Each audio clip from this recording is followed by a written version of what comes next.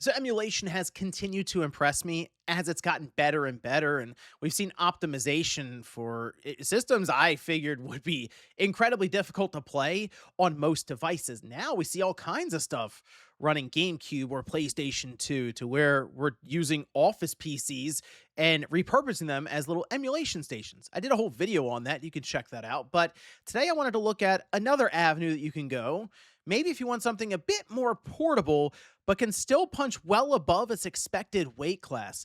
And for this, we're going a few years back, couple generations ago, for phones, and see just how far we can push an older flagship device that has gotten quite a bit cheaper than it was when it first came out. So if you guys enjoyed the video, hit that like button and subscribe if you're new. Oh, and have you ever lost track of time, looked up and realized it's 1 o'clock and I haven't thought about what I was gonna have for lunch, or it's late at night and I was supposed to eat dinner an hour ago. So what do? Take your phone out, start ordering some fast food to be delivered to you, only to realize, wow, this is $40 all of a sudden somehow. Well, I have good news. You can avoid all of that by checking out today's sponsor, Factor, delivering fresh, never frozen, chef-crafted, and dietitian-approved meals straight to your doorstep. Factor helps to keep you on track with your nutritional goals. There's over 100 rotating weekly options that include meals, salads, breakfast, shakes, and more. Keeping track of your protein, fats, carbs, and other macros are easy with the big nutrition labels on the back of each meal, breaking everything down for you. And what's great is because you can go through each week and pick out different meals, but also be able to fit them in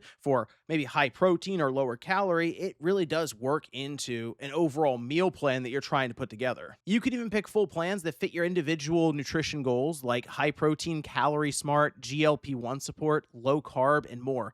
The entire thing comes together quick too. I keep a bunch of Factor meals ready to go in the fridge for lunch, like this home-style turkey and gravy, and after 2 minutes in the microwave, it's ready to eat. Being able to keep up with my nutritional goals, even if I end up with a last-minute lunch or dinner situation, it's actually really relieving. And the best part, cleanup is a breeze. Head to factor75.com or click the link below and use code SpawnWaveFB50 to get 50% off your first Factor box, plus free breakfast for 1 year. That's code SpawnWaveFB50 at factor75.com to get 50% off plus free breakfast for 1 year. Thanks to Factor for sponsoring today's video. Now for this video, we're going to be taking a look at cell phones and their ability to emulate, specifically, as you guys know, GameCube, PlayStation 2, that generation, because if it can emulate that, you'd expect it to be able to take care of everything before that. Look, if it can run the PS2, it can probably play Game Boy and Super Nintendo games. Now, I did some research trying to figure out which processor would work for this without going too far back to where it's not even worth really looking into. And the processor that I landed on that seems to be like almost the minimum requirement for some of these newer emulators is the Snapdragon 865. And after looking into some different models and seeing how far back we can go, I landed on the Galaxy S20. I went through eBay and found one in very good condition for $130, and it came with the charger. So I bought that. It got shipped in, and we can see it here. Now, again, this is the Galaxy S20 that it still would work as a phone. So if you need a phone, it seems like a pretty good one. Technology in phones from 5 or 6 years ago, like this S20, which did come out in 2020, still very relevant for what we're looking at here. So this, again, Snapdragon 865, Adreno 650 GPU, 6 gigabytes of RAM, and 128 gigabytes of onboard storage. The screen, to me, is the big highlight here, a 6.2-inch AMOLED, 1440 by 3200 pixels. And I'm kind of looking at this being able to tackle GameCube and PS2 emulation well enough. I'm interested to see how far we can push this because I mean, if it's a 1440 screen here, 1440 by 3200, you'd expect us to be able to push up internal resolution and take advantage of that screen, provided the Snapdragon 865 can keep up. After I went through, and most of these emulators you can find just on the Play Store, there was one I think I had to go through and find on GitHub and then load it up as an APK, which we'll get to here in a bit. Otherwise, though, it's just search on Play Store, hit download, and that's it. Now, I was able to move everything over pretty easily by just plugging in my external drive to the USB-C port on the phone, and it's just kind of drag and drop from there. And you have the full file browser. You can go through and move things into the correct locations for each emulator. And after that, the setup was very easy. Afterwards, though, I was able to fire up all these different games, and I did have to figure something out. The controller. So I initially tried it as a touchscreen. Just, okay, how will this work? wasn't great, and most of it came down to there just being no tactile feedback, as in when you put your thumbs on a controller and buttons, you know where you are in relation to that controller because you can feel each button. None of that exists here. It's just a complete touchscreen that's all smooth. So it was very common for me to lose track of where I was, really for the joystick, especially since it would eventually reset back to the center if I got too far away from it, or just pressing around wildly on the face buttons where they're supposed to be. It wasn't very accurate at all. So I decided to sync up a DualSense controller through Bluetooth, and it was much better, obviously, because then I just have a controller in my hands. Now, there's a clip that I came across that allows you to attach the phone above the DualSense controller, and it was fine. It just didn't make for great recording here. As you can see, the angle was kind of off, and holding it almost sideways was awkward. So in the end, I decided to just take the phone and place it flat on the table above my camera here that I'm recording with.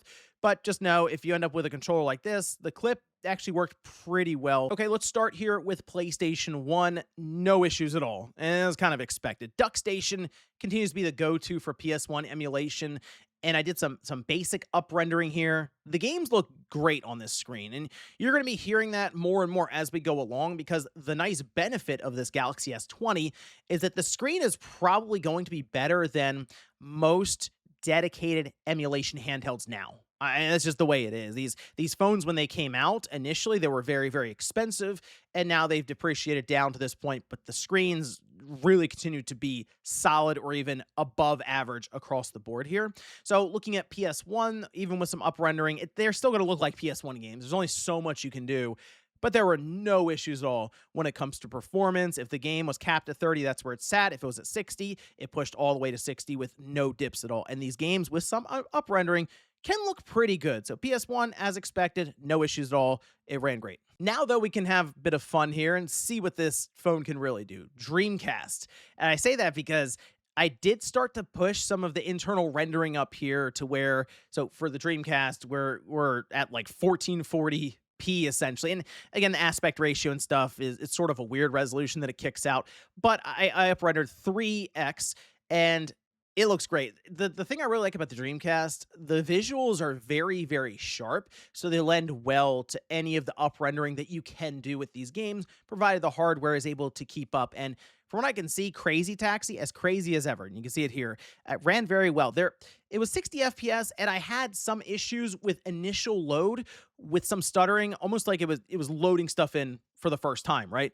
And then after that, no problems at all. So when you'd go over the large hill and drop down here for the first time, it fell into the high 40s. After that, though, didn't happen at all. So Crazy Taxi looks awesome here on this screen, and no problems running. I did see some stuttering with Sonic Adventure 2, also when the first game loaded up, but then it quickly smoothed out so that it was just 60 FPS majority of the time.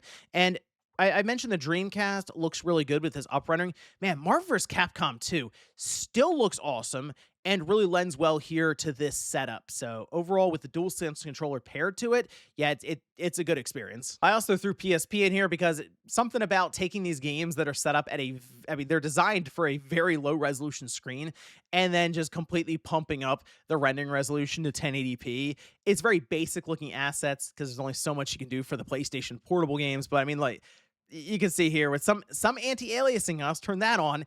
I mean, no issues again. Performs fine. Some games, though, are locked at 30 FPS like Burnout, but with current settings, it at least looks very good. Again, for a PSP game. Tekken 6, that is locked at 60, and no problem at all. Very responsive here as well with that higher frame rate. Ratchet is another one at 30 FPS, but I will say with the resolution upgrade, looks quite a bit closer to a PS2 game instead of a PSP game. Okay, now we're getting into the two systems that should stress this phone the most. That's GameCube and PS2. We'll start with GameCube here, and of course, Dolphin. And look, Dolphin is a very good emulator. It's highly optimized. There's a ton of options to customize your experience to try to get the best performance out of whatever device you're using.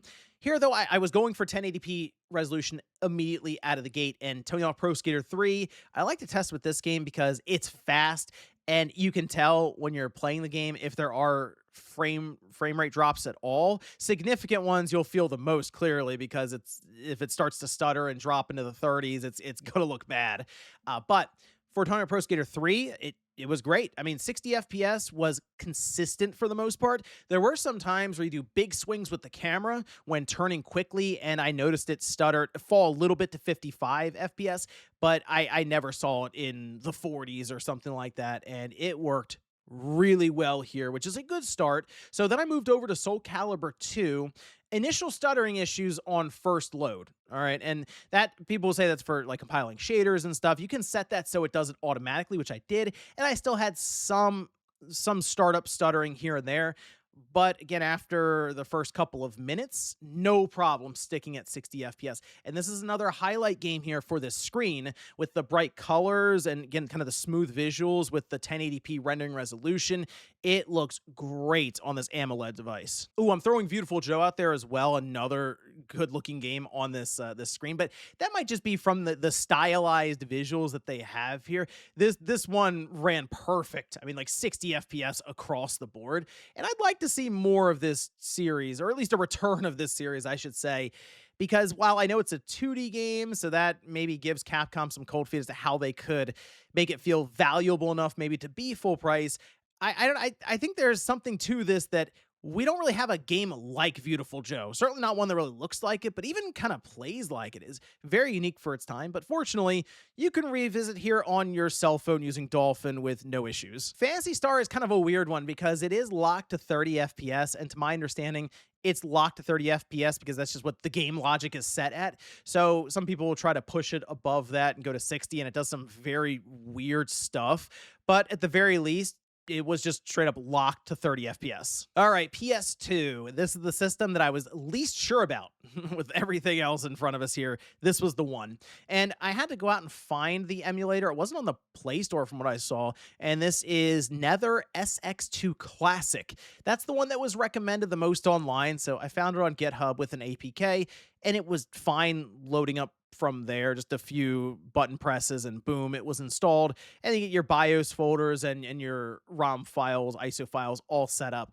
And at that time, I decided to go into the settings and just go right for 1080p up rendering again for the resolution. All right, so it should hopefully end up looking pretty smooth here in terms of the visuals. It would just come down to how does the frame rate hold up. So in we go to Here Comes the Pain, and it had stuttering when the wrestlers were doing their entrances, but as soon as the bell rung and you were actually playing like wrestling in the game, it was fine. Like the resolution, the up rendering here looks great for a game like this where it already had high quality models for the characters and everything looked very, very smooth. Even when I did the special moves where you have the SmackDown icon come in and rotate, sometimes that can give issues with emulation depending on the device, but I didn't have any problems here at all. I mean, it looked good all the way through. Outside of before and after the matches, for some reason, those cut scenes or whatever's going on there, the predetermined scenes where your character is kind of walking around, that seemed to drop into the 30s for whatever reason.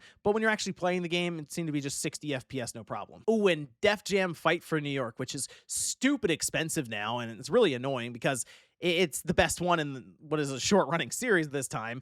Good performance here, though, and I was very happy to see that because this is a game that I actually wouldn't mind playing back through with emulation where the game just looks way better, right?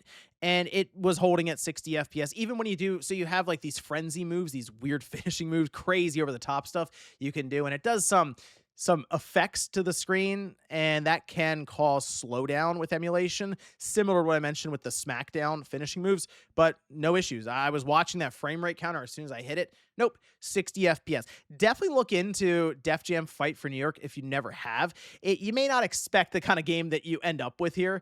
It's really cool. You make your own character and go through a storyline that is absolutely ridiculous, but it is a blast to play. So it was at this point that I stopped myself and realized, wait a minute, the Galaxy S20 has a video out option, as in you can go from USB-C to HDMI, whether it's just through a single cable or a dock, and you should be able to play these games up on a big screen or even a portable monitor like I have here. So went ahead and tried it out, and it fired up into a desktop mode environment, which was very interesting. So I looked at it and went, all right, well, let's try to play some emulators on an external display here. And what was really cool is the DualSense controller with that touchpad did work as a mouse. Like, you move your thumb or finger around that touchpad, and it's like using a touchpad on a PC, but here on the cell phone, the S20's desktop environment. So at this point, I decided to start firing up a few games and some of the big stress tests, which does include God of War 2. And the S20, it does struggle with this game a bit when I push up the rendering resolution to 1080p. You could see it having a hard time. It's sitting in the 40s for the most part with frame rate, as a lot of stuff is happening. I kicked it down to 720p, and that seemed to smooth out a lot of the issues. Still sitting in the 50s, so not locked at 60 FPS. This is one of those games you would have to play around with a bit on something like a Galaxy S20. However, this is one of those benchmark games that people go to with PS2 emulation to see how the device can really hold up under stress. It's just a tough game to play when you mess around with any of the sliders behind the scenes to make the game look better. Oh, and Godzilla Destroy All Monsters, still awesome. This is on the GameCube, and this is another one that can stress the system a bit, specifically when the camera zooms out and shows the entire level or city that you're fighting in. I don't know, just all the buildings or things that have to be rendered in tend to slow down the emulation, and it did here as well. So it would fall into the mid 40s when the camera zoomed way out. When it was zoomed in, however, it was fine right around 60 FPS. Fun game, really is, but definitely one that can stress your device. And you know what? I really like this setup. The idea of being able to plug your phone in this way, which is kind of like an emulation handheld device for me now, and it sets up this desktop environment and translates over well when you're using things like PS2, GameCube, Dreamcast emulation. It makes for a really good portable device across the board. While we do have like a video out, HDMI out with some of these emulation handhelds, it does seem kind of like an afterthought for them, whereas this has an entire environment designed specifically for it. So here, I had a pluggable dock or dongle that had multiple inputs as well as power in. So what I did was plug the phone in and then plug in power and then HDMI, and the phone could just kind of hang out on full charge while emulating, no problem. And it's a very portable setup to walk around with. I mean, really, you'd have your phone and your charger anyway, so you could throw a DualSense controller or something in the bag, and then just have this little pluggable cable that goes with it. So let's say you're traveling for work or vacation or something, take the phone with you. You can play that through emulation on a plane or just around. And then when you get to a hotel room or something, you can set it up on the TV that they have in there and hang out and play PS2 or GameCube or whatever, really. So, hey, phones, I will admit, have come a long way when it comes to emulation. And even on the emulation side, it's just impressive what I'm seeing a device from 2020 now, I mean, just about 6 years ago, be able to do with PS2 and GameCube emulation, since it's kind of, when it's in its desktop environment, kind of on par with some of these mini PCs that are even around its price range. So that alone, very, very impressive. But let me know what you guys think about this down below. I want to throw this out there because I'm sure there are people who have old phones that maybe they keep in a drawer that were paid off and they decide maybe to hold on to as a backup phone or something. Or maybe you've never really thought about emulation on your phone now, based on the fact that this S20, again, from like 6 years ago, is performing like this, tells me that most phones that are somewhat recent probably going to do better. And even though the touchscreen controls weren't great for me, maybe there's an RPG or something or a slower game you could play on your phone. It would travel pretty well, and you can just kind of fire it up whenever you get some downtime right there on your phone. But just wanted to bring this up as another avenue for cheap gaming. And who'd have thought, the cell phone? I mean, we all have those, don't we? Do you guys not have phones? Yeah, you guys all have phones, right? Anyway, thanks guys for watching, and I'll see you next time.